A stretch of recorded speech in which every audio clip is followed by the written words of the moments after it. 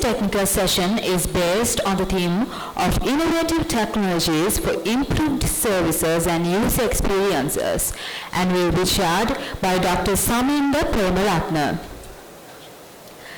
Ladies and gentlemen, I would cordially invite Mr. Sashika Wijesekera, Head of the Department of IT, to give you a brief introduction on our session chair, Dr. Saminda Premaratne.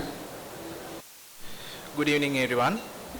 I warmly welcome you all to the technical session 4.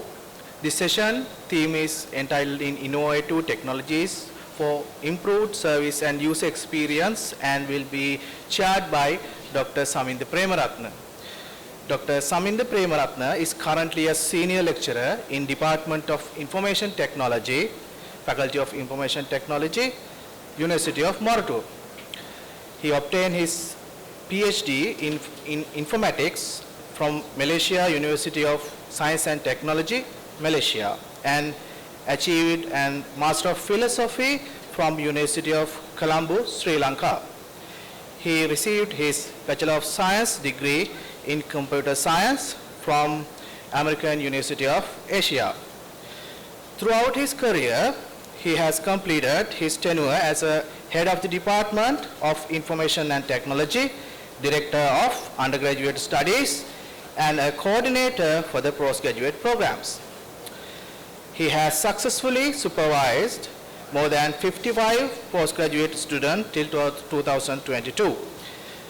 His research interests are multimedia systems, data mining, and multimedia information retrieval. He has published several research papers in international journals and conferences. He was awarded the Outstanding Research Performance Award in 2019 and 2021 from the University of Moratuwa, and Innovative Researcher in Multimedia System Award sponsored by the World Research Council 2019. He was awarded the Best Researcher Award in the International Sciences Awards on Engineering, Science and Medicine in April 2021. Throughout the last 12 years, he has been involved in several consultancy projects by applying his knowledge to practice. He interested in interdisciplinary collaborations with other researchers from universities in similar research area. So, I cordially invite Dr. Saminda Premaratne to chair the session. Sir, over to you. Now, I cordially invite speakers of the session to be seated in the appropriate seat allocated for you. Good evening to you all. Welcome to the fourth session, technical session of the 16th International Research Conference. So the theme for this technical session is Innovative Technologies for Improved Services and User Experiences. So research is all about exploring and innovations. So without any further delay, let me give you the brief instructions that you need to obey during this session. So each presenter will be given 10 minutes for the presentation. So at 7 minutes, a green card will be held, and at 8 minutes, yellow card will be shown, and at 10 minutes, red card will be shown. So you have another 2 minutes for you to wrap up the presentation. Right, so before we start, let me introduce the panel of judges. Mr. Kalinga Helagedara, Mr. Saminda Premaratne, and Dr. Pulasti Gunawardena. Right, so we'll start with the first presenter.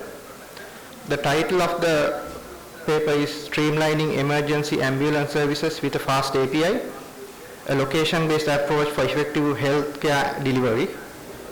So the authors are Induruwage and Dr. DU Vidanagama. So the presenting author is Ms. Induruwage. So Ms. Induruwage is a fourth year undergraduate currently following BSc Honours in Information Technology degree program at General Sir John Kotalawala Defence University. She is currently doing her internship in Lanka as a project manager. The research areas that are interested are web and mobile application development, AI and robotics. So I would like to invite Ms. Geetma to present the paper. Good afternoon to you all.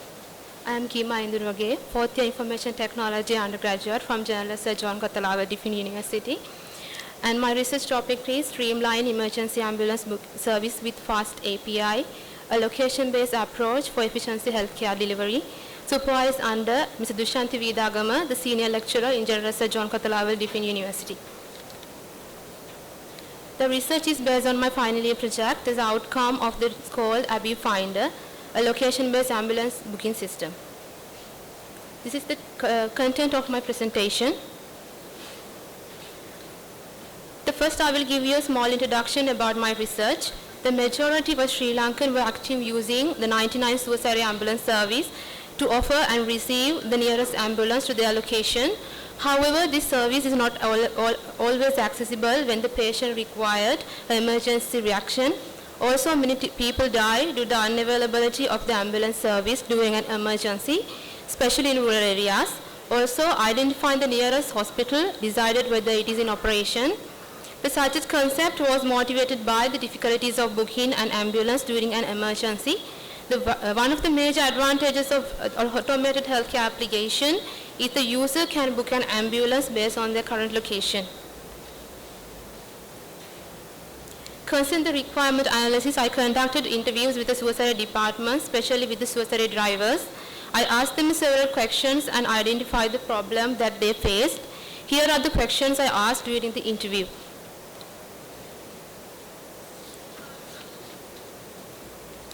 Next, I will provide you a brief description of the problem that I identified when evaluating the existing system of Sewwandin. During this process, the major issue I identified was the ambulance driver calling the patient and asked about his current location in an emergency situation. This procedure is impractical considering the patient and their guardian's state of mind. Additionally, the call waitings happen regularly, which can lead to delay in responding to the emergency cases.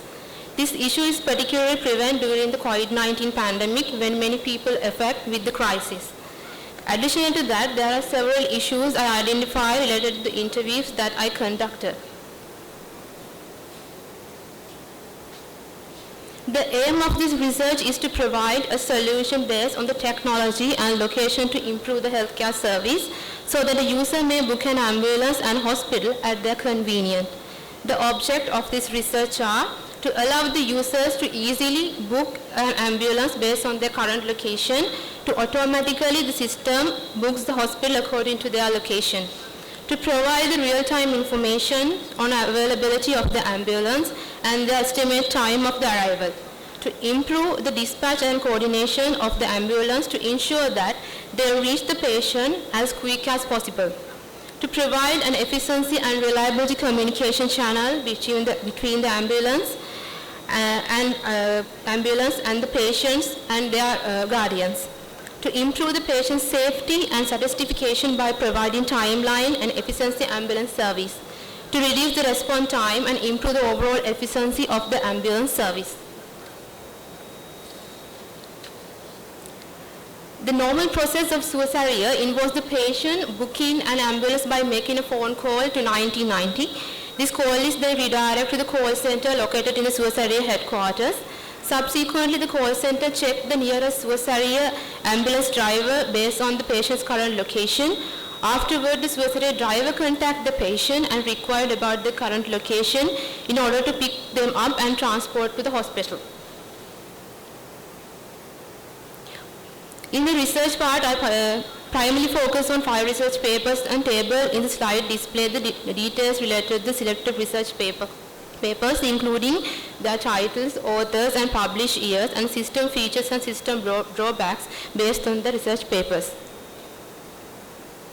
My research idea was about the problem to create a location-based ambulance booking system. In this system, when the patient books an ambulance during an emergency, they provide the details. The system tracks the patient's current location through the Google API and sends SMS notification to the nearest ambulance suicide drivers. When the patient book an ambulance, the system will automatically create the profile, so the patient does not need to register separately. This system operates similarities to the service like Pick Me or Uber. Once the driver accepts the emergency request, the system sends the driver details to the patient through a SMS.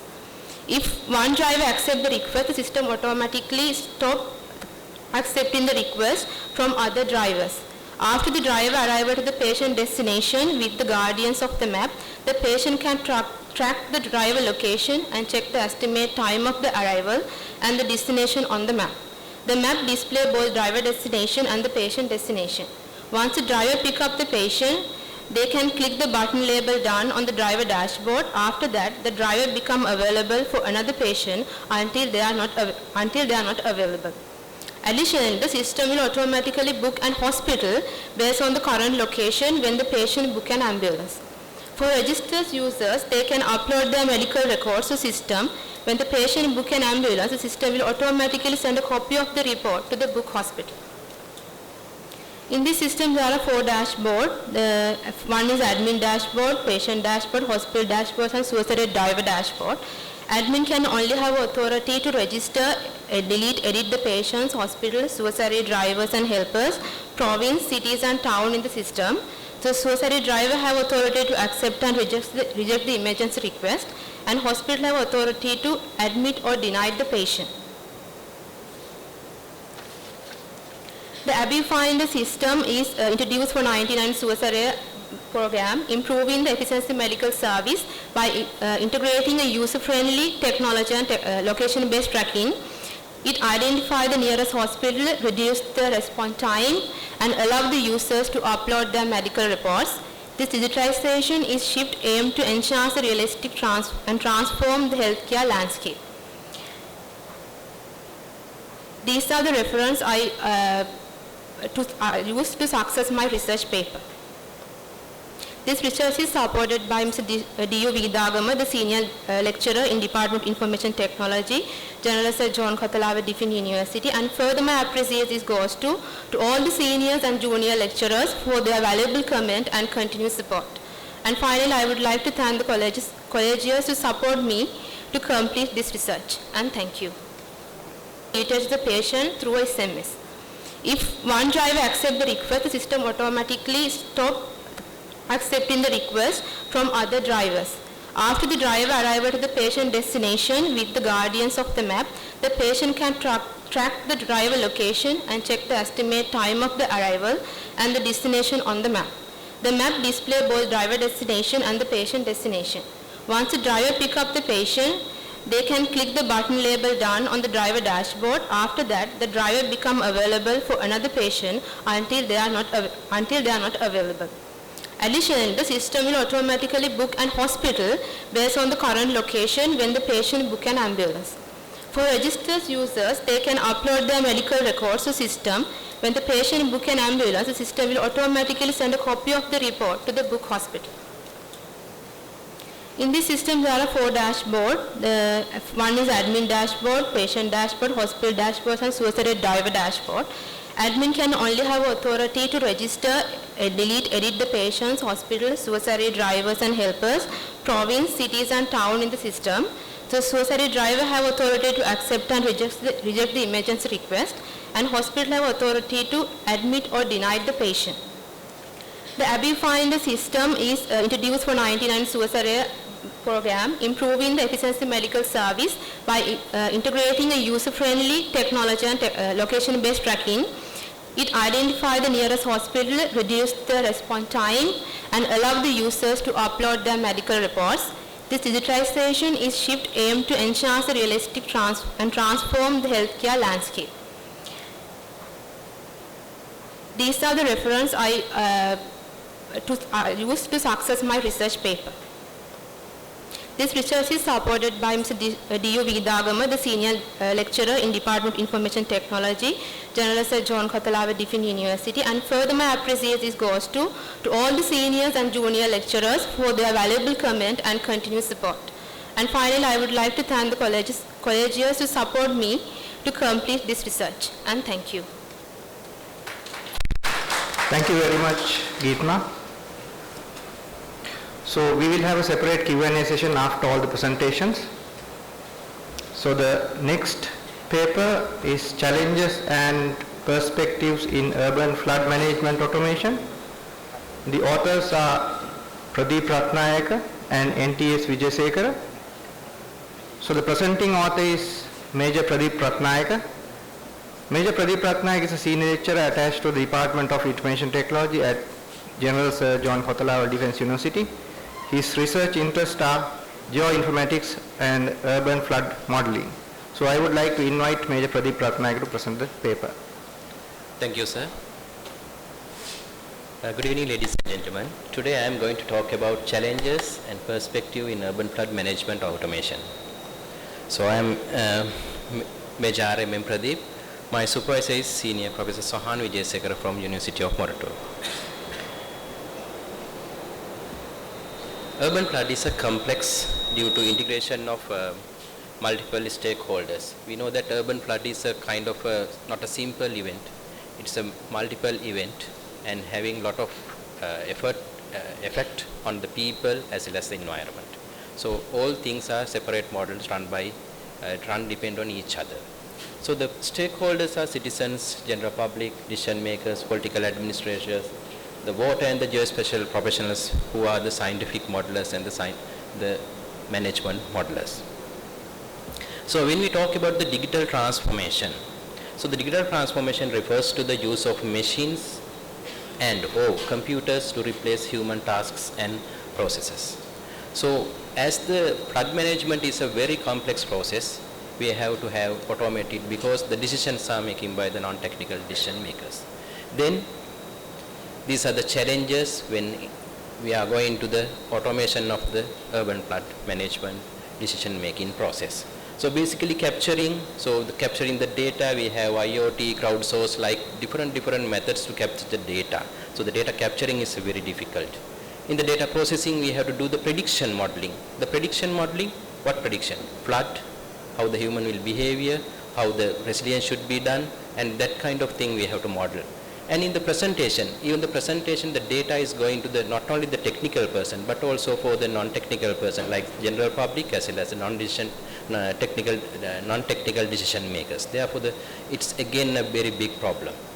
And considering all these three, the modeling outputs, the decision making required to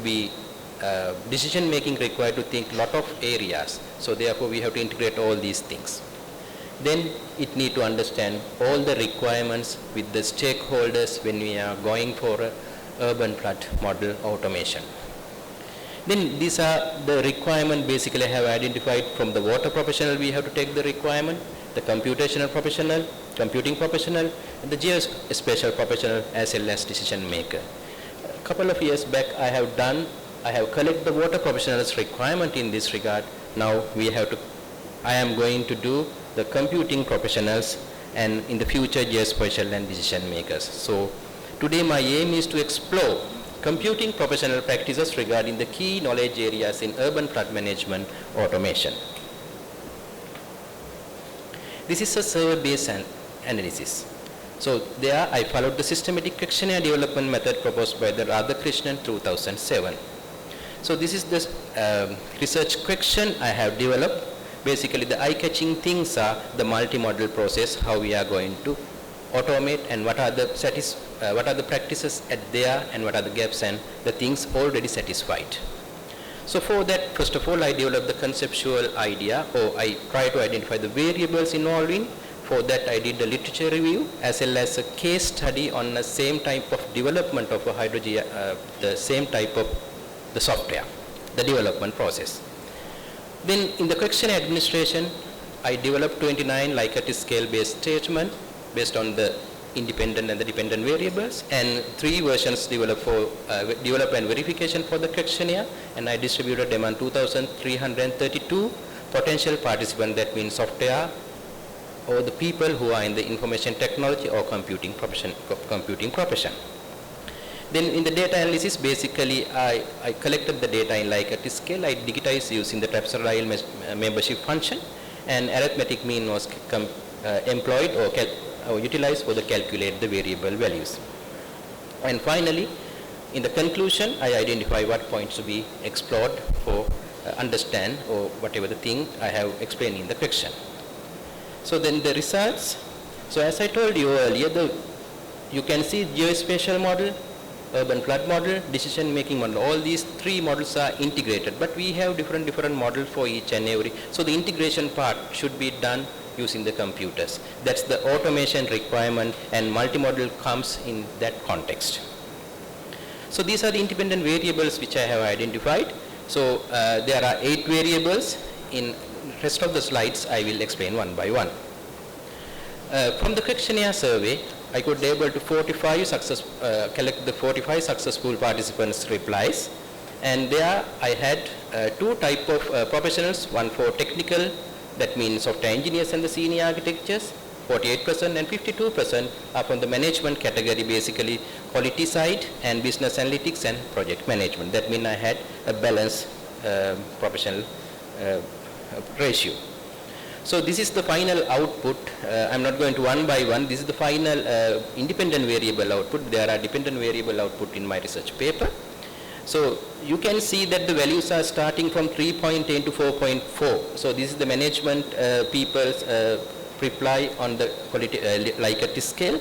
This is the technical people output, and this is the average. Basically what I have to say is all the values are in between 3.8 and say like 4.4. That means all are basically agreed to the points, the statement which I have given.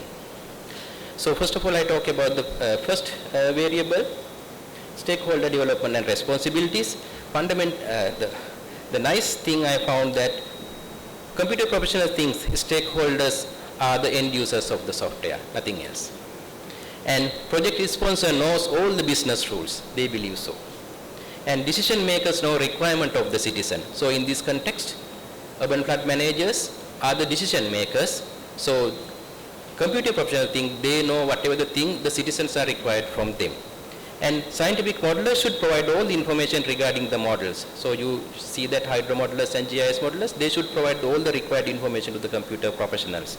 And they know how to convert the output match with the end users. They are confident. We know how to output can be developed, whatever the thing you are giving to us, we know how to do that. So when we talk about the second one, the business rule, the computing professionals should be educated by the end users regarding the business rule. But some small something added by the management people, basically business analytics and other people, they said that it is a duty of business analyst. They have taken that responsibility. And when we talk about the third independent variable, multi-model automation, so are we required to automate all the model or not? Basically the computer professionals say, yes, we have to automate all the things. They don't know what the complex systems are, but they require automate all the things. But the modeler to be with them to calibrate and verify the model. So that means it's a kind of agile. They have to come to the experts to them and do the hard part. They are only the coding people.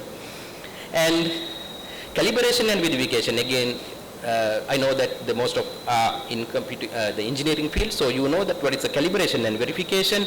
The computer professional are required to modelers to calibrate and verify the model, but they are happy to give the required information from the codings to them to do the calibration and modification.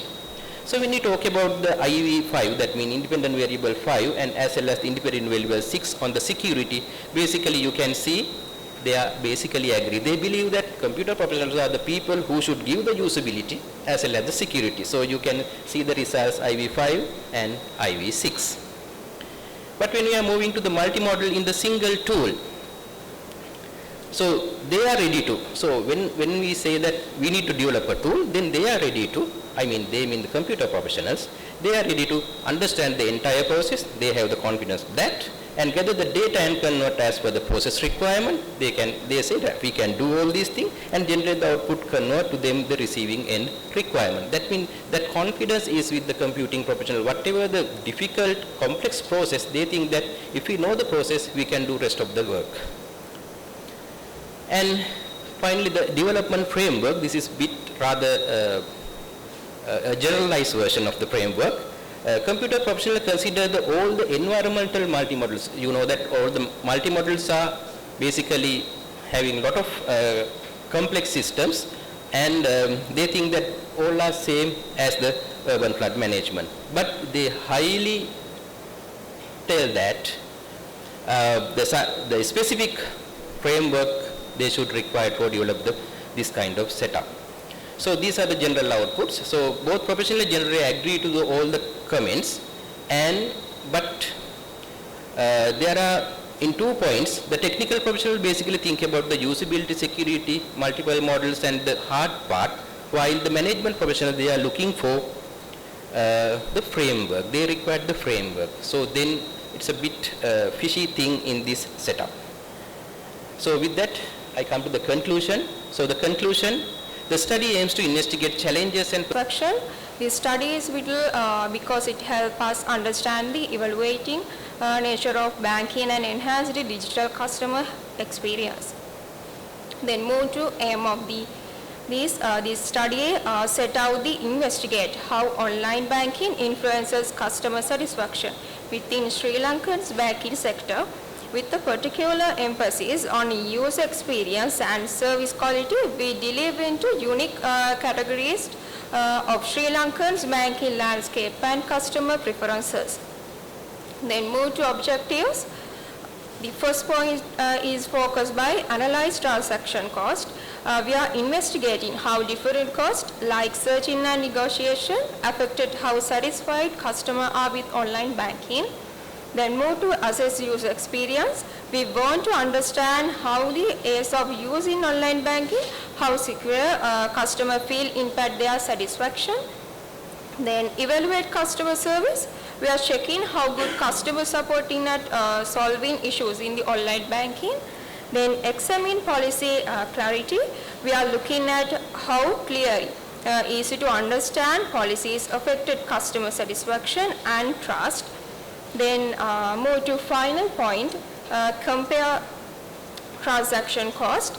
We will see if transaction costs are different between public and private banks and how to affect customer satisfaction. Then move to problem.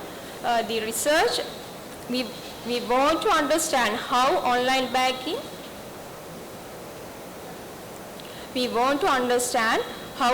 banking, especially its user experience and service quality, affected how happy customers are in Sri Lankan banking sector.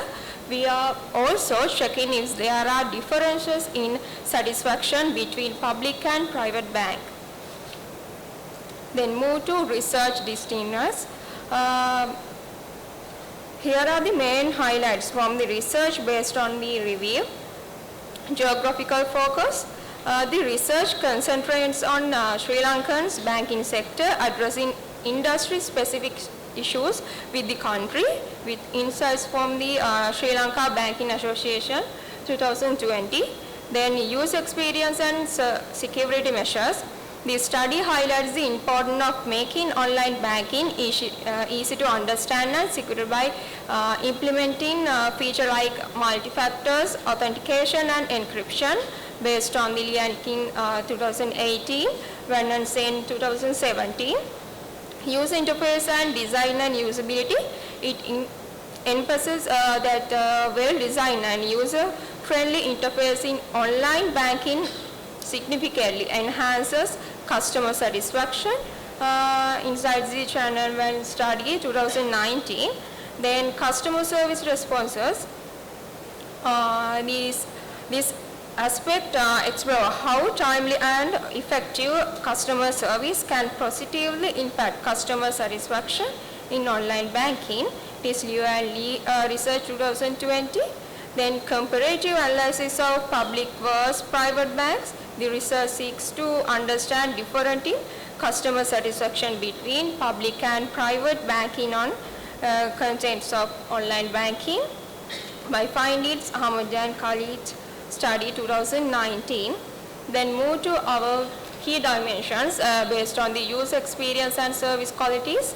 There are main 7 aspects. Online banking service encompasses various crucial elements, each playing a pivotal roles in building and enhancing customer satisfaction. First one is efficiency. Efficient online banking means quick and accurate transaction, saving customer time and frustration. System availability, reliable and accessible online banking system build trust and reliability. Actually, downtime or issues can lead to dissatisfaction. Fulfillment meeting customers' needs preferentially by offering variety of services and making transactions simple and accurate increases satisfaction. Then move to privacy, assuring the customer data security through strong privacy measure is crucial in an era of cyber threats. The contact, easy and effective way to reach customer support, enhance the overall experience. Responsiveness, quick and efficient customer service show customer they are valued and support. Website design, visually appealing, the user-friendly and user to navigate. Website enhance the overall experience and customer satisfaction. Then move to methodological framework. There are data collections, sample selection, data analysis and ethical considerations. When move to data collections, basically most of these are used to questionnaires and interviews through study online banking experience in Sri Lanka's public and private banks.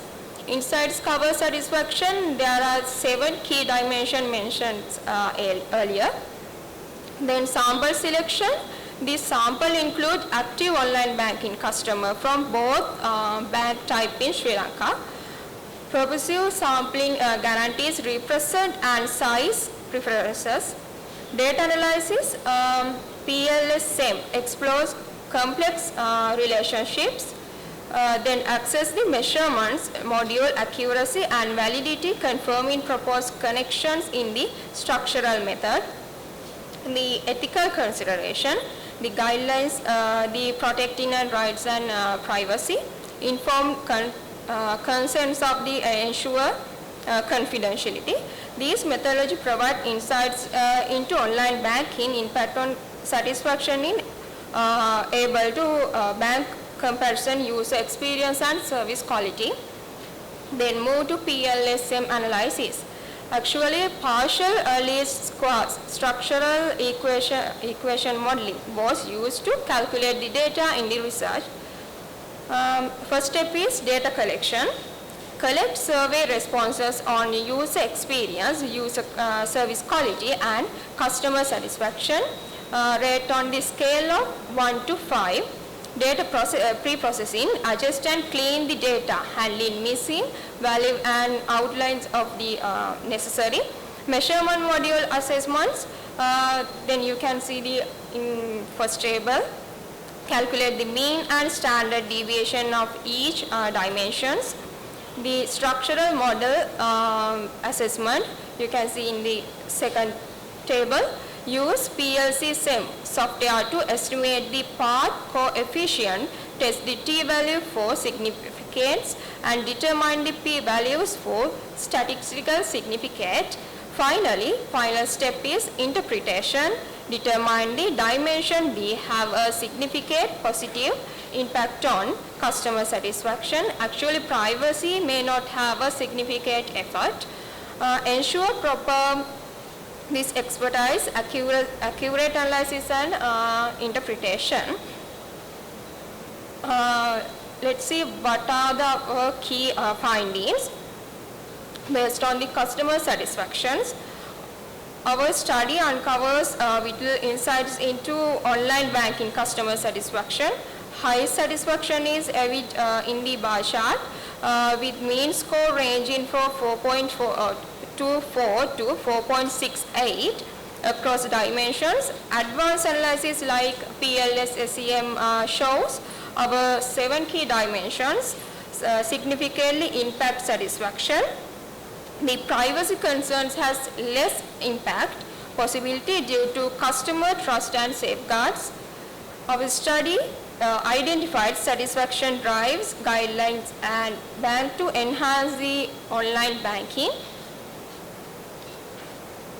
The comparative analysis of public versus private sector This study shows that private bank and the online banking achieved the high average satisfaction score of 4.42 compared to 4.15 for public sector bank. These findings underline the competitive challenges faced by public bank in the digital age, highlight the need for them enhance their online banking service. These are the list of references that I have helped in shaping and informing my review.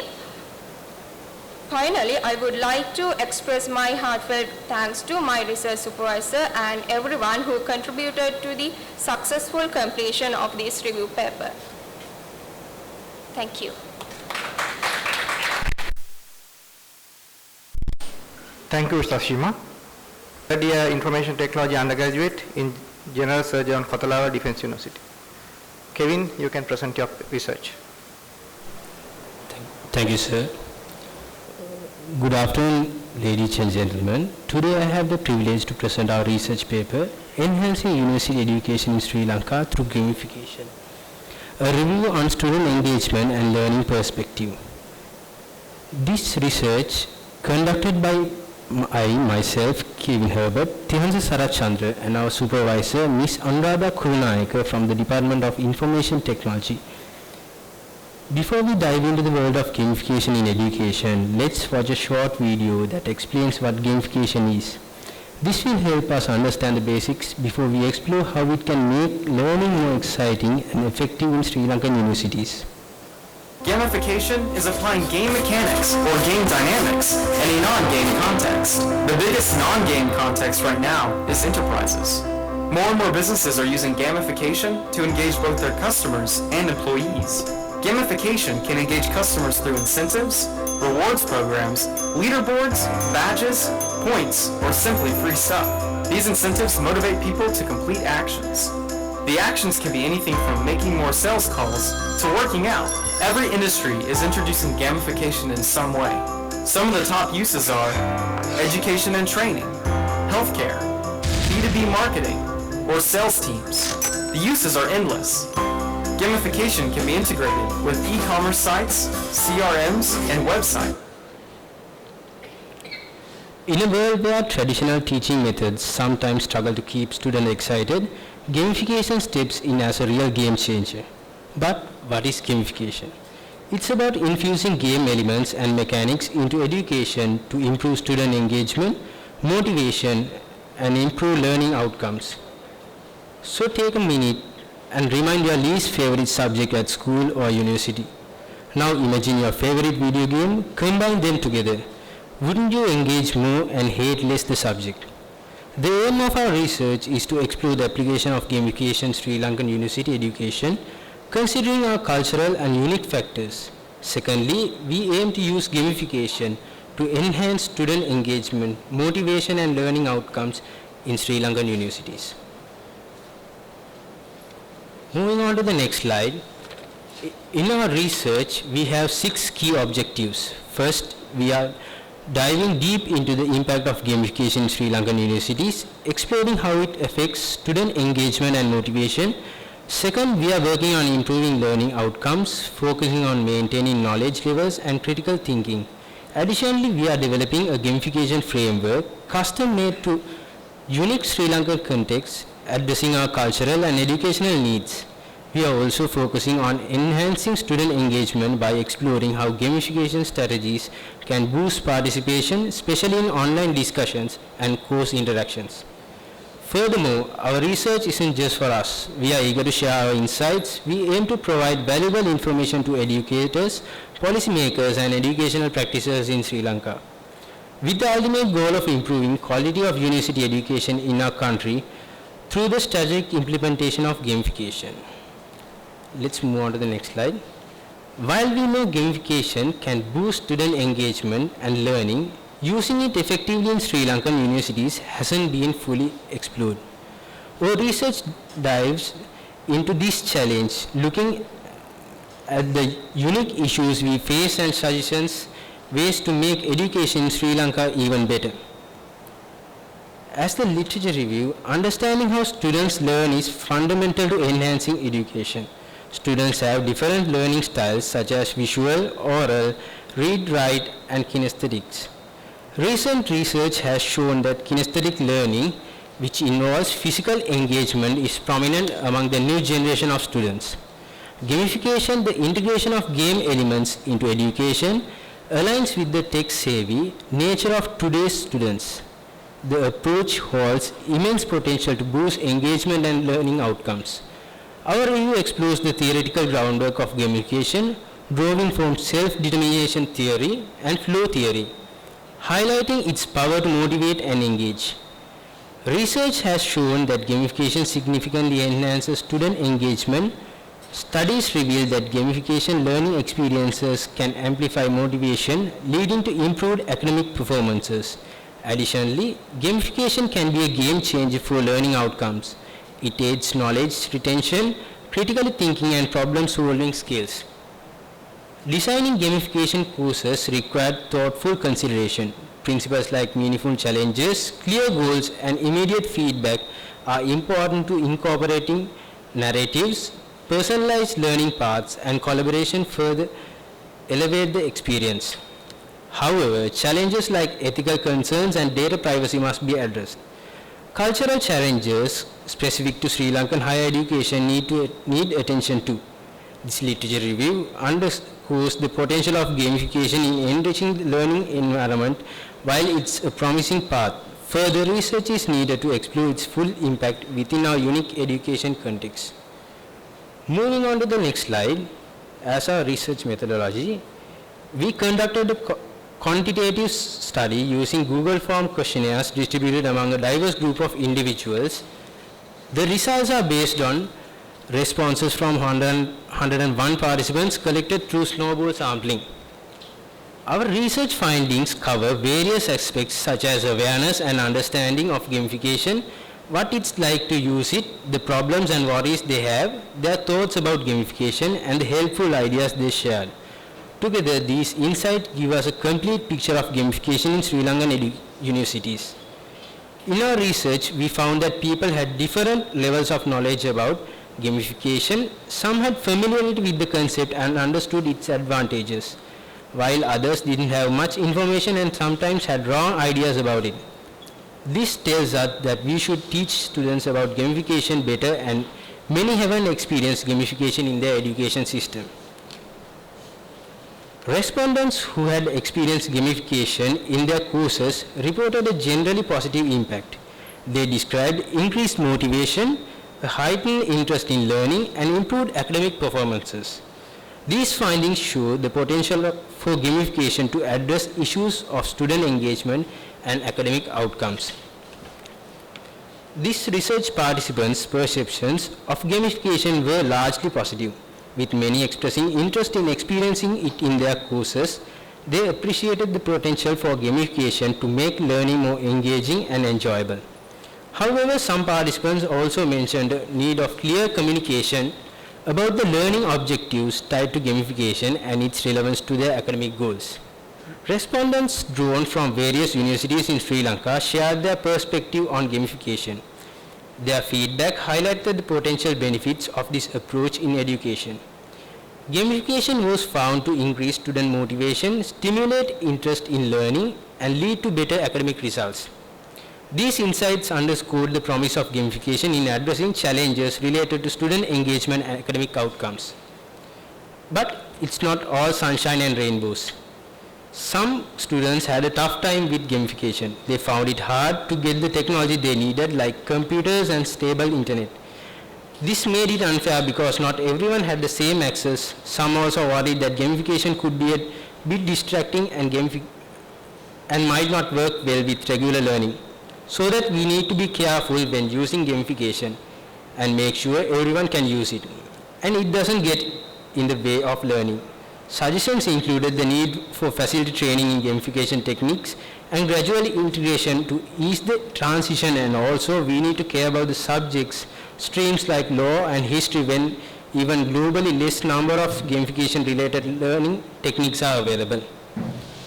As the conclusion of this research, our research highlights that through the incorporation of gamified learning platforms, promoting collaboration and ongoing enhancement, universities can truly transform the learning experience. Picture this transformation as a switch, igniting motivation and enriching the learning journey.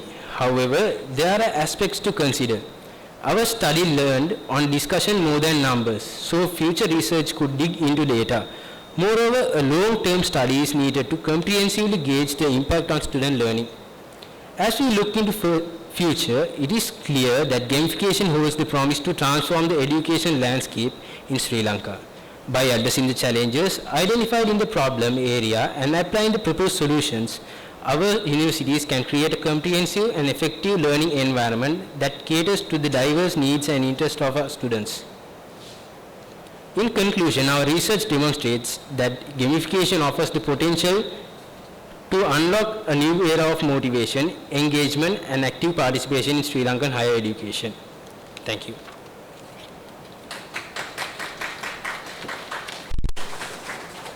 Thank you, Kevin. So the last paper for this session, the title is Unchaining the Future of Software License Management in the Digital Age Through Blockchain. The authors are K.A.D. Alvis, D.D. Chaminda, K.R. Hettiarachchi, W.A.A.M. Vanyarachchi, and P.P.N.V. Kumara.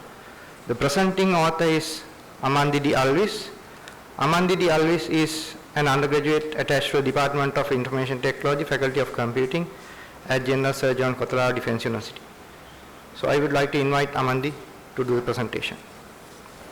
Good afternoon, everyone. I'm Amandi D. Alvis, and I'm excited to present our research on unchaining the future of software license management in the digital age through blockchain. Now, let's start with a brief overview. In this digital age, the effective management of software licenses is more critical than ever before. Organizations worldwide rely on a myriad of software tools, and tracking, enforcing, and securing these licenses pose significant challenges. Traditional methods often struggle with transparency and efficient administration. This in turn has fueled our exploration of blockchain technology as a potential solution. Our aim is to investigate the benefits and challenges of incorporating blockchain, digital signing, and smart contracts into the realm of software license management. Blockchain is recognized not only for its data security but also for its promise to ensure anonymity and data integrity. You might have heard of its applications in various industries like healthcare, supply chain management, etc. First, let's set the stage by understanding what software licenses management is. Software licenses management is a systematic process of managing and tracking software licenses within an organization, ensuring proper licensing, monitoring usage, and maintaining compliance with licensing agreements. It is crucial as failure can lead to legal and financial penalties as well as cost reduction. Next, let's move on to software license validation. Software license validation is a crucial step in software installation step-up to ensure the validity of a software license, preventing the free use of proprietary software, and can lift trial restrictions or unlock additional functionality for paying customers. There are different software license validation methods. License key validation. Typically, the fully packaged software comes in a box which includes the installation media, like floppy, CD, DVD, along with a technical manual and a unique hard copy license key used to activate and install the software, example, Microsoft Windows, Adobe Photoshop, etc. Later, the installation media was replaced by a download link accessed via the internet, example, Microsoft Office. Next, online validation. In contrast to the normal hard copy license key validation, online validation provides an extra verification step to ensure the same key is not used for multiple installations or that no illegal keys are used. Hardware license validation. Hardware license validation involves a unique record of the license key and host machine manufacturer's hardware serial number, verified with the software publisher to prevent multiple license usage.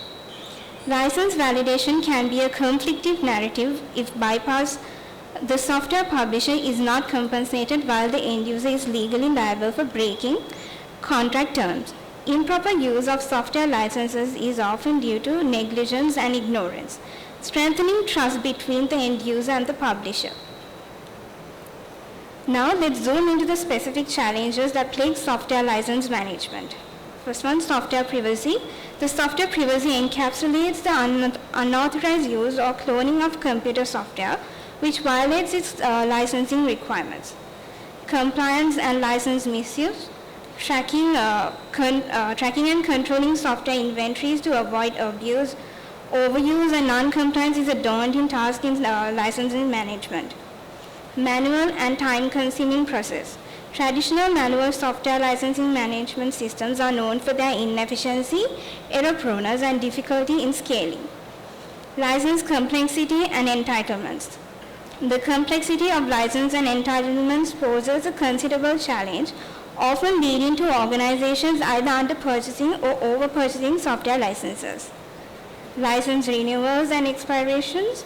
Properly tracking and managing licenses are essential to avoid software disruptions and legal time. Now that we have identified these challenges, let's explore some proposed solutions. Blockchains and smart contracts and digital signatures have been proposed as solutions to all of the problems described above. Let's have a look at each technology in more detail now. Blockchain is a secure, transparent digital ledger that records transactions using a cryptographic hash of the previous block. It relies on a network of nodes for verification, eliminating intermediaries like banks or governments. Its complex mathematical algorithms and cryptography make it resistant to tampering. This diagram shows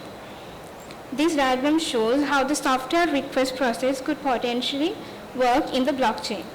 A software license can be monitored from purchase to allocation to decomposition. When the software is shelved for reuse, the ledger is constantly updated based on the transactions on the blockchain, thus achieving a real-time view of available assets and the distribution of used assets. This diagram shows how the validation of the license key can work in a similar fashion. Implementing such a system can potentially prevent the use of non-valid license key, example pirate keys, vendor-specific internal license keys. Smart contracts. Smart contracts are self-executing contracts written directly into code, operating without human intervention. They are used in software license management to automate license verification, reducing errors and saving time and resources. They offer greater transparency and security as they are stored on decentralized ledger, preventing alterations and tampering. This shows a standard process for executing a smart contract. The contract takes effect after each of the parties to the contract signs it with their own unique key. The conditions of the agreement are written into the code. When certain conditions are met, the contract is automatically executed. When the contract is visible to everyone on the network, the private information of its participants remain confidential. This diagram shows how smart contracts verify blockchain software licensing agreements. Smart contracts are performed only in the environment they were created for and can operate only the entities that are available to them in that environment. Digital signing is a crucial aspect of software license management, ensuring legally binding contracts and reducing the risk of errors and fraud. It uses encryption to verify the signer's authenticity, making it virtually impossible for anyone to forge a signature or alter the contract's contents. This technology eliminates the need for physical signatures, making it more efficient and cost-effective. Additionally, digital signing in blockchain technology authenticates transactions by verifying the sender's authorization, allowing users to authorize transactions and accounts. Now let's see how digital signing actually works. User 1 creates the hash of the document. Hash is a cryptographically generated fixed-length hexadecimal ciphertext that is irreversible. Next, user 1 encrypts the hash of the document using his private key. User 1 sends the document to the user 2. He adds the encrypted hash. User 2 can only decrypt the hash using the user 1's public key. Now on the receiver's end, user 2 decrypted the hash. Afterwards, user 2 calculates the hash of the document. To ensure it's not altered on the way, user 2 compares the hash of the document with the decrypted hash sent by the user 1. If the two hashes match, user 2 knows that both documents and the hash came from user 1 and haven't been changed on the way. If not, the message got altered by a network intruder. Now let's move on to our research objectives. To address privacy concerns, privacy is a paramount concern in software license management. Our objectives include investigating how blockchain smart contracts and digital signing can contribute to enhancing the privacy of software license data. To enhance blockchain security, one of the central goals is to bolster the security of blockchain technology. We seek to achieve this by harnessing the capabilities of smart contracts and digital signing.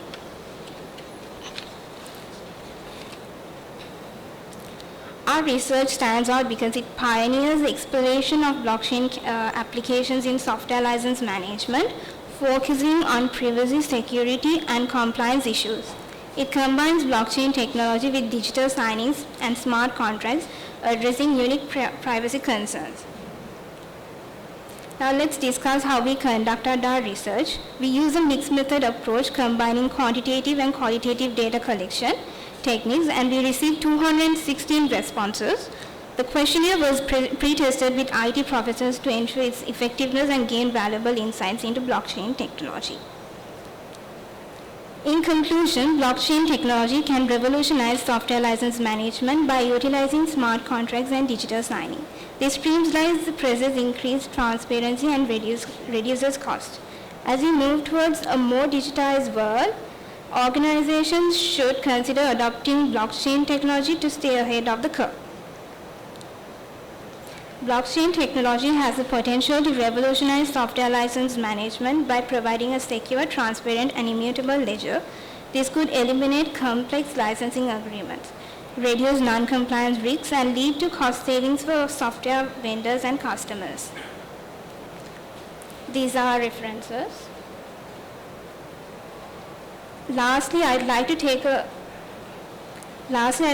moment to express our gratitude to those who have supported and contributed this research. We would like to express our gratitude to our supervisors, Mr. Ashen Vanyarachi and Mr. Nandana Kumara, for their guidance and mentorship throughout this research. We extend our heartfelt thanks to our senior and junior lecturers for their invaluable comments and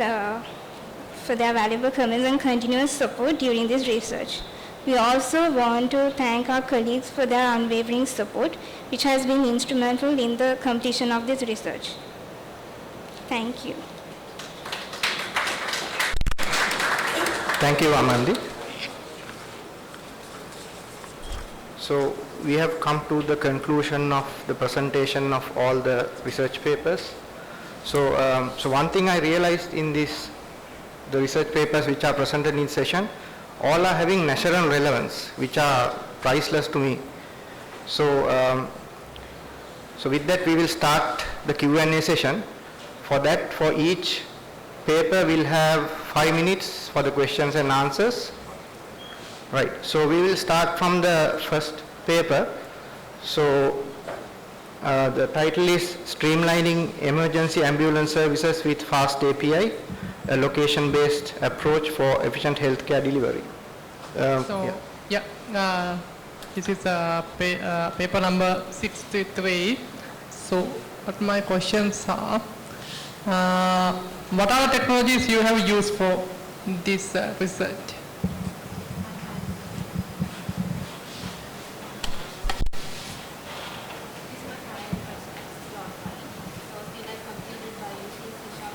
And for MySQL for database, and I'm just need to complete the tracking part from the Google API.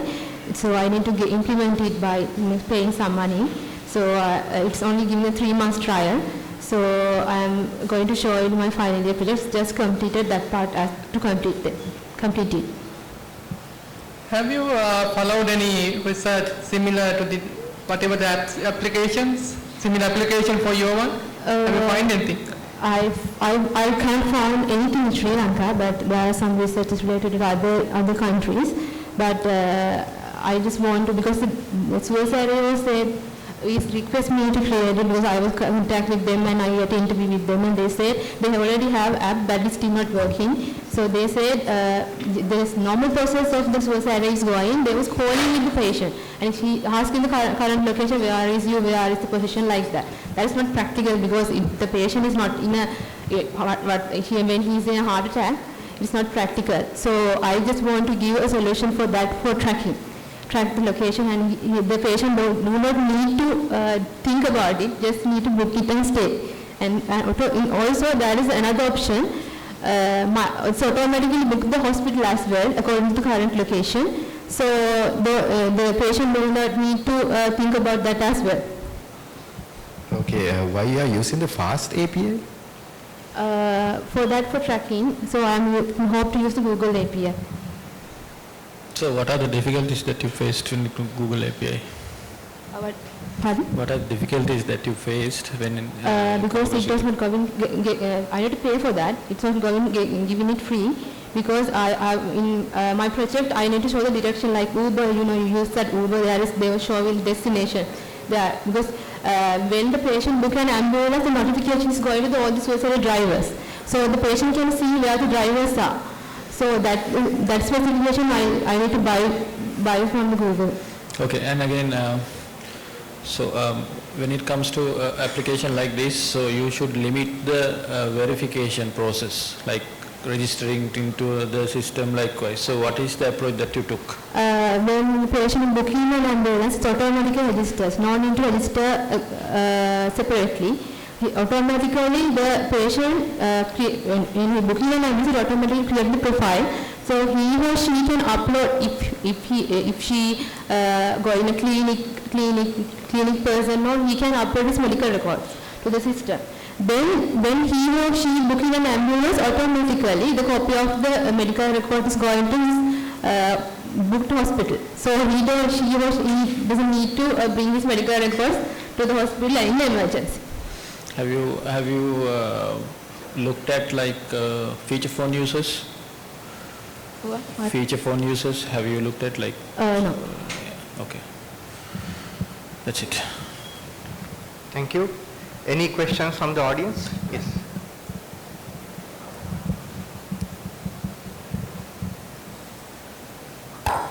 So regarding the practical aspect of your research, right? Actually putting it to the use in the practical scenario, let's say what about the people who are in the rural areas, which means I'm talking about the people who are not that open to having the, like in Sri Lanka right now in the current context, in the rural areas not everybody has the access to a smartphone and things that you can that can actually have the apps in there, right? And also the other side that I want to ask you about is, let's say this is an application that we have to download and keep it in the phone, right? So how are you going to deliver it to the people in a way that they will keep it downloaded and installed in the phone at all times? Because this is something that they will need in an emergency, right? Not like that person can, like after the emergency happens, that person can't go and download it and install it and so on and so forth, right? So it needs to be on the phone when the accident or whatever happens, right? So it should be delivered to the people in a way that they are compelled to keep it downloaded, keep it installed at all times, right? So how would you deliver it to the people in that sort of a manner? Still, I am also creating a web application and the mobile application, both of them. So still, when he was in an emergency, you can download, because I don't think anyone in Sri Lanka, everybody is using phones, smartphones. I don't think that they will all want to download it and stay, because everybody are using an Uber and Pick Me system as well for do our day-to-day life.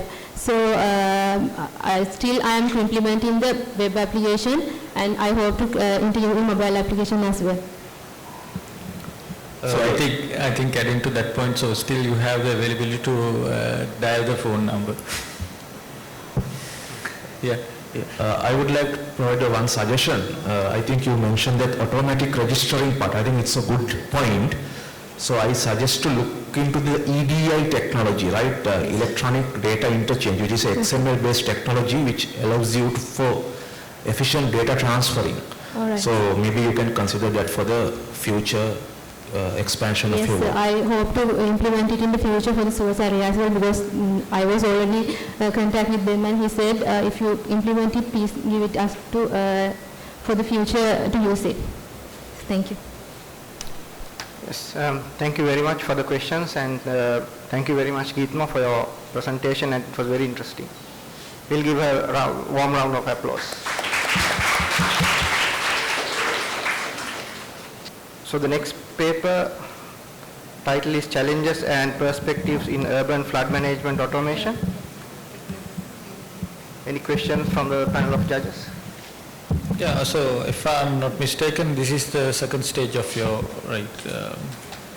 your research, right? Yes. Okay, so as per my understanding, like you have looked at a couple of things which is related to development. Sorry, and development and the technical aspects. Yes. Right. When it comes to project sponsor, you have mentioned the project sponsor. What are the core areas that you looked at and as a project sponsor? So basically, the project sponsor is the person who is have all the power from the organization side. So then in the computer professionals basically handled by the project sponsor in the organization side. So they are, in this context, the project sponsors, there is no such kind of project. There are project sponsors basically. So if I go a bit further regarding the urban flood management scenarios, so I think you have heard about the urban flood management things a lot more. But when we are doing that one, when we talk about the water managers and that people, say like land reclamation and that kind of people, they are making decisions and making software or getting the software services. So in such situations, their requirements are a bit different from the requirement from the town planners as well as the country planners. So they have a different perspective on the flood management. So their project sponsor are having a separate set of requirements, and they know what are the regulations and rules regarding to that side. But in the land reclamation and land, that department side, they are looking for the policy development and the policy management and that kind of thing. So basically when we are developing the not integrated software, these two people are providing the requirement to the software development companies, they are developing the software. So in such situation what will happen, so in the land reclamation and that kind of scientific side managers, they are looking for how the water can be managed and how the entire water system should be done and so and so. So they develop the system for their requirement. But when we are going for the town planners and other things, they are looking at the problem in the other way, how the town should be planned and how the particular people should be managed. But somehow end of the day, the tools should be utilized in the local governments. That means day to day, they are going to make the decision. So for an example, all the people, the stakeholders, they are doing the work for the citizens. But no one, the applications are not providing the facility to provide that particular thing to the software developer side. So that's the main context here. So then what I tried is, so to integrate all these things. At the present, LLRC also having a lot of software, but those are not integrated within their context. In the other side, they are developing that particular thing. When you talk about the local government, I mean that say like urban council and other thing, they are the people who are giving the decision. So giving the decision, the policies and other guidelines are making by the UDA in that side, and this side land reclamation department. So the project sponsors I don't know, I'm answering your correct question or not, but basically the project sponsors are from that side. So that people thinks we know that what the citizen required. That's the problem at the current present. But when we are looking at in my research, when we are talking about the computing professionals, they say that we know all the things if you tell us. And they believe that the guy who is consulting them is the end user. And they think that the basically stakeholders are them. But you observe that the management people, they have a bit more idea than the technical persons. They are into They know frameworks. business analyst and they are. So that context is there. So the problem in the project sponsor terminology here is bit fade with the multiple process complex. That's the situation. Clear. Any questions from the audience? So I think in this research you may have done two separate researches. One is the technical part of the project and the human part of the project. Handling all these people in different departments would be very challenging. Yeah, actually, so the problem is the technical people. So what the real finding? So this is the half of the way of the research. The real finding at the end. So you see that the computing people are thinking, yeah, we know, if we know the process, we can do the rest of the part. But when I am talking with the hydrology engineers, they say that don't change our outputs without consulting them. The problem is, it is only a part of there are a number of models, their output is in the middle. So to take to that other model, we have to change it. But they said that no change. Physically happen, they develop that particular system, people are using, they don't care about their words, they change that one. Say like LLRC, they change the entire thing and put into other software and they do the rest of the development or the policy development. So it is not the main problem. So all the things are separate from the general public. So that's the basic concept. In that say that the policy is the problem in the particular situation. The development of the policy rather than the development of the scientific model. Right, thank you. So thank you, Major Pradeep Ratnayaka. So this, now you are not just Major Pradeep Ratnayaka, Dr. Major Pradeep Ratnayaka now, he has just completed his PhD. So we would like to congratulate him as well. So we'll give him a round of applause.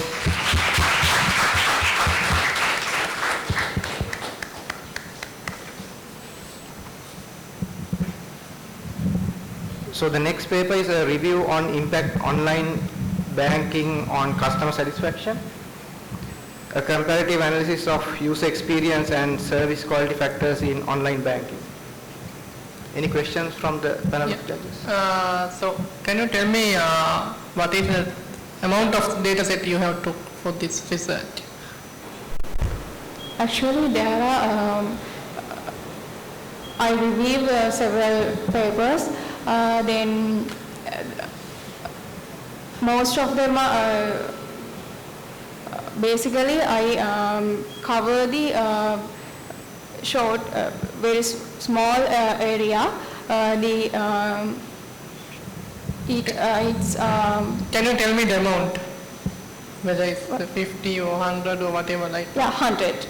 Okay. So, what tools were you used for the analysis? Sorry? What tools were you used for analysis? There are, I used to PLS SEM method. It used to Smart PLS, the tool of these used it. Okay, in this review, right, you specified that you are going to do the face-to-face and telephone interviews, right? And then we have to consider the ethical consideration, right? What you are going to ensure that ethical things? Actually, we talk about we consider online banking. The most of the customers need the privacy. They are, it ensure the we need to when we get their data, we should they give us this information. They entrust with us. So for the sample selection, so what are, you said like private and public, both you used. How many applications that you tested and how many applications that you selected? Actually, I think it's get same very small differences. Then No, I'm asking how many applications that you took out of all the applications, mobile or web or whatever the applications that you have in the banking systems? 25, 30. Okay, so when it comes to like the performance or whatever the measurements, like what did you, what is the approach that you took? Sorry, I couldn't. User friendliness or the performance or? Response. Yes, what, do you have any metrics or something like that? Yeah, actually, previously I mentioned the dimensions of efficiency, responsiveness, contact and privacy. There are most, when we get the questionnaires, they said they want responsiveness, the main, then we privacy, they want to concern the that kind of things. Okay, so do you have a regulatory body for the all that kind of applications? Have you found any? No? So there's a reason that I'm asking this thing, like, so if you want to reset the password, so each and every individual banks, they have separate different kind of approaches to reset the password. So those are the aspects that you need to look at, right? Right, thank you, okay. Right, any questions from the audience?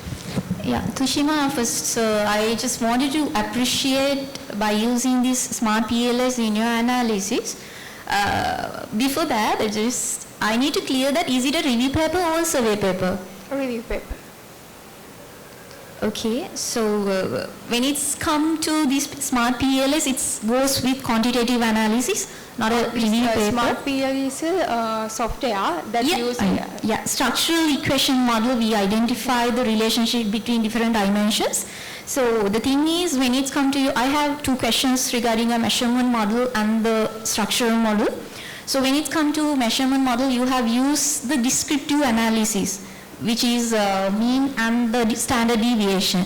So did you check the model fit indices like Ramsey or any other GIF model fit indices? Did you check it in your measurement model?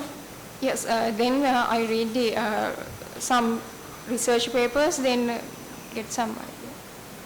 Oh, okay. So you have gone through with the literature, not the survey, right? You didn't, I'm not clear with that. Is it? Can you tell me? No. Did you choose a sample population for your study? Sample. The 100 sample. So those are people, right? Yeah. So then that's a survey paper, right? So you did a survey and based on that you have done a smart PLS, you run it.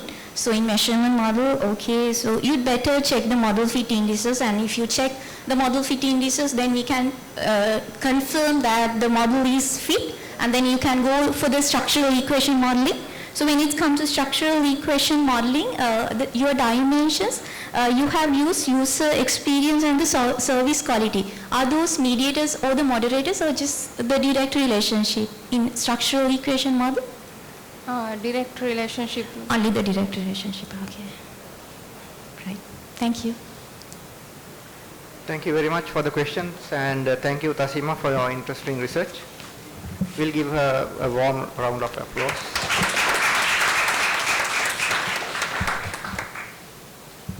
The next paper is Enhancing University Education in Sri Lanka through Gamification, a review on student engagement and learning perspectives. Any questions from the panel of judges? Yeah. Can you tell me the data set count? How many data set have you took for this research? I got data from 101 university students, from different streams like arts, mathematics, science. Whether it's in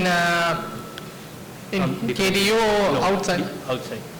Okay. What are the universities, if I ask? Different, my random friends and all that, and sending. So have you found any psychological factors? Because I didn't see in your paper, you have discussed about the psychological factors. So when you are talking about the gamification, it is one of the major component. because it is connected with the HCI and all. So what is the psychological factor in your research? Psychological factor, since people get motivated using gamification, that's one positive thing, and the negative thing gets when there are some difficulties to get the relevant techniques and the technology. That's not the correct answer which I expect. Normally, a psychological factor is how they are motivated. Such as like there are things in the games, such as leaderboard, points, likewise, right? So you need to address these. So another thing is, what theories have you applied for this research? What other theories you have followed comparing to the previous ones?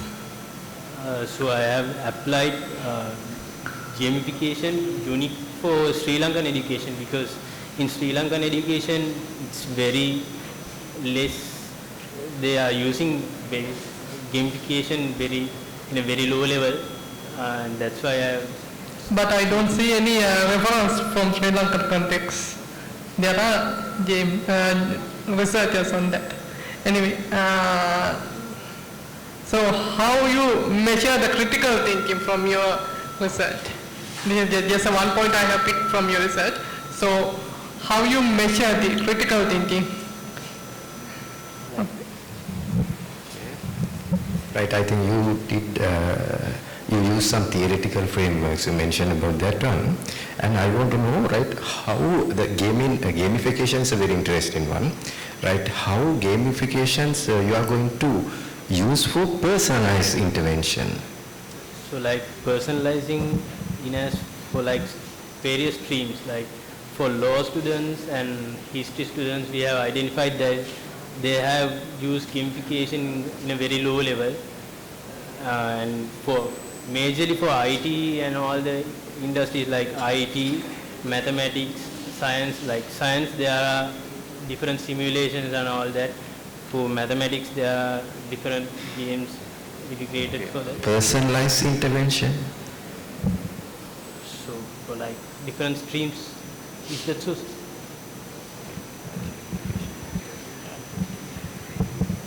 I have I have a small suggestion. I think I appreciate your effort. You can look into the area of serious gaming.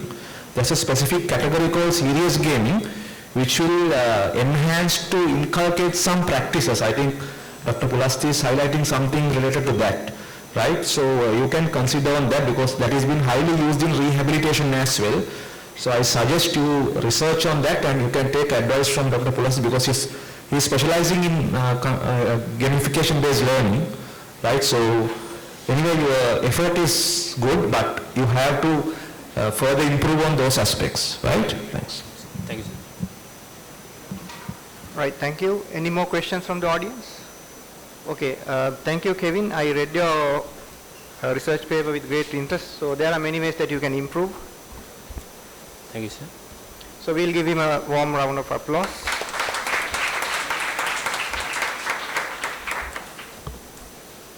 And the next paper is Unchaining the Future of Software License Management in the Digital Age Through Blockchain. Any questions from the panel of judges? Yeah. My question is like, what is the difference that you looked at, like in terms of blockchain and the current models? Like, since blockchain is a decentralized ledger, which can be used for which can be used to enhance privacy and security. I think leveraging digital signing and smart contracts into blockchain can enhance more security. Likewise, This validation method is available, right? yeah. So what is the difference, available the methods and your one? In the available methods, there are some like gaps, privacy concerns that we should like adhere. Like I mean, there are if we take online license validation, for example. Nowadays, we can download it from the internet. Like it's some are like free and open source there are some free and open source softwares, and anyone can download those softwares. Like no, I do understand. What I'm asking is blockchain-based validation is available, right, for the moment? No. Yeah.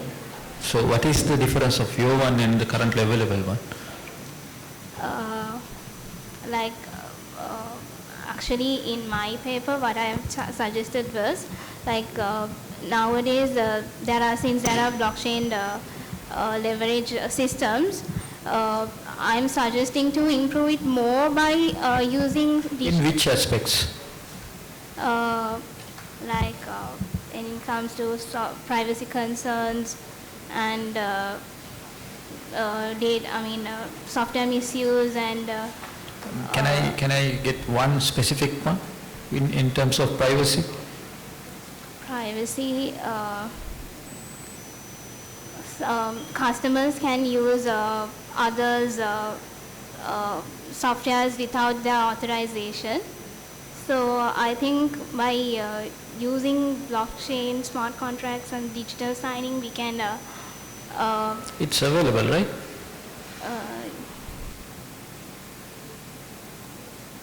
Okay. Thank you. Any questions from the audience? Yeah. So what I have to ask is, what are technologies you are going to use for the development of this application? What is the coin and what is for the backend thing? No, actually, this is a review kind of paper. Okay. Can I know, are you going to use a public blockchain or private blockchain? Sorry? Are you going to use a public blockchain or private blockchain? For these kind of systems, what we can use is like Ethereum, like coins. So basically, the question is, so the blockchain is transparent. There is a attached disadvantage with that feature, the sensitive data going to be public. I mean the secret key of the application that is going to use for the activation of the software, it's going to be in the blockchain, so it's going public. No, it depends on the customer and the vendor.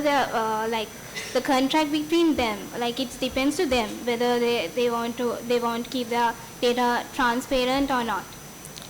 Okay, so how do you going to store that license in the blockchain? Sorry? How do you going to store that license in the blockchain? Because license means something that engage with sensitive data, right? So that sensitive data going to be public if you are going to store that in a blockchain. What is the thing you are going to deal with that inherent? For that we can use smart contracts and digital signing. Okay. So that's it. Okay, thank you very much. Thank you, Amanji, for your interesting research work. So we'll give her a round of applause. So with that, we have come to the conclusion of the last session. So as I mentioned earlier also, all this research has a national relevance, which is very important. So some of the research, they have just started in the first few stages, but some have already completed the comprehensive research. So the important thing is for you to carry out this research or hand it over to continue this research. So sustainable research is very important in Sri Lanka to carry out innovations. So most of the time I have seen research that has been done have been died after their graduation or completing the postgraduate studies. So that should not happen. So thank you very much for all the innovative research which are presented today. And also I would like to thank the panel of judges for their effort on judging and asking very interesting questions. So thank you very much.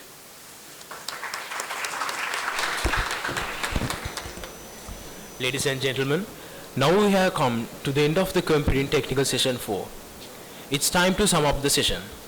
Now, I would like to invite Chairperson of the session, Dr. Saminda Premaratne, to present certificates to the presenting authors. Gima Induruwage.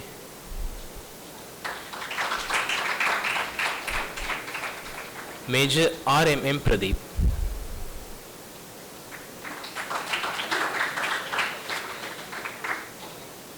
Hashima Hevaratna.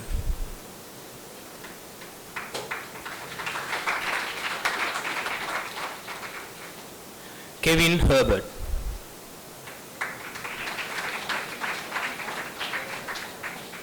Amandi Dialvis.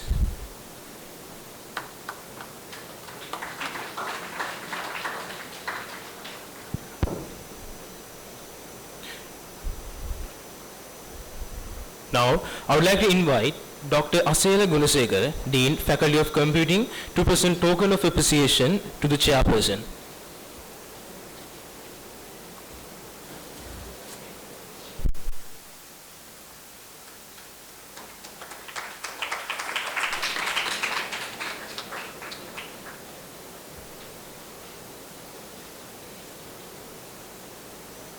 Thank you, sir.